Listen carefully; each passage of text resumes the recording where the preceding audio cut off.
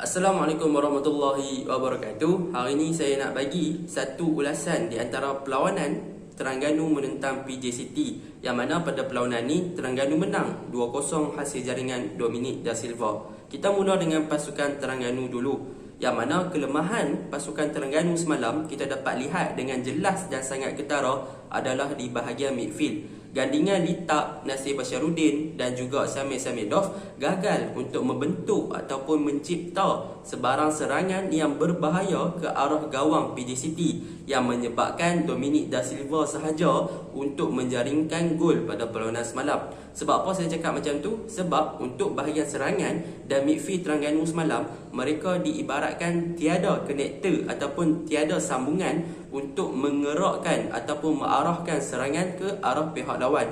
Ini menyebabkan Terengganu ketandusan idea untuk menembusi bahagian pertahanan PJ City. Itu apa yang saya nampak semalam.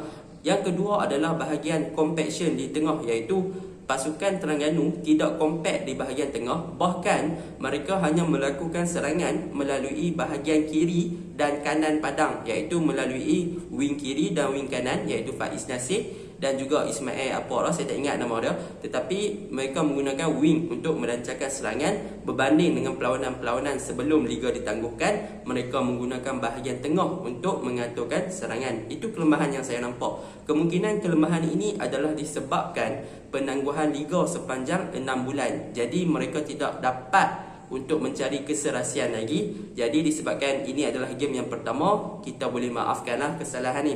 Okey, untuk kekuatan dan kelebihan Terengganu semalam adalah terletaknya di bahagian serangan, iaitu diketuai oleh Dominic Da Silva.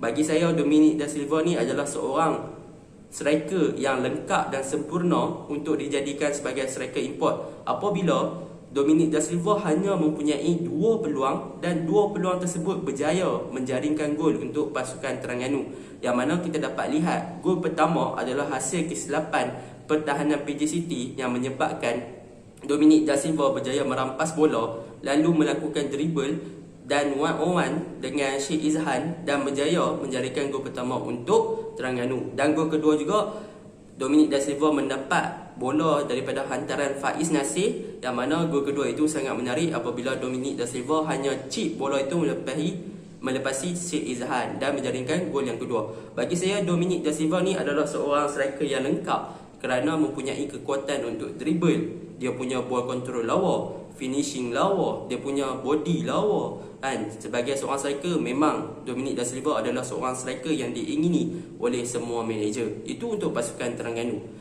Untuk pasukan PJ City, saya dapat lihat kelemahan mereka adalah mereka tumpul di bahagian serangan apabila mereka lebih mengharapkan ke arah Washington untuk menjaringkan gol berbanding untuk menggunakan pemain-pemain seperti Asnawi dan sebagainya untuk menjaringkan gol. Mereka menguasai separuh perlawanan, tetapi sebarang attacking ataupun sebarang serangan yang dilakukan gagal diterjemahkan ke dalam gol. Itu adalah kelemahan yang paling ketara dalam PJ City, walaupun mereka menguasai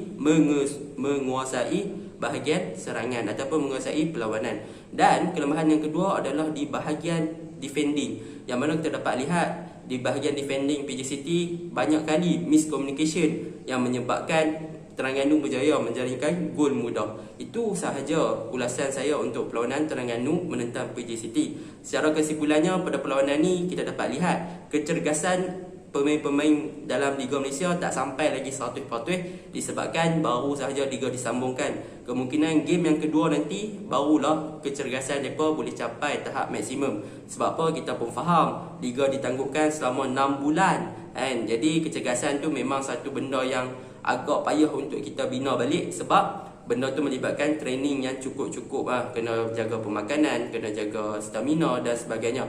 Jadi saya harap untuk game-game Liga Malaysia yang selepas ni lebih rancak daripada game semalam kan. Itu saja, sekian, terima kasih.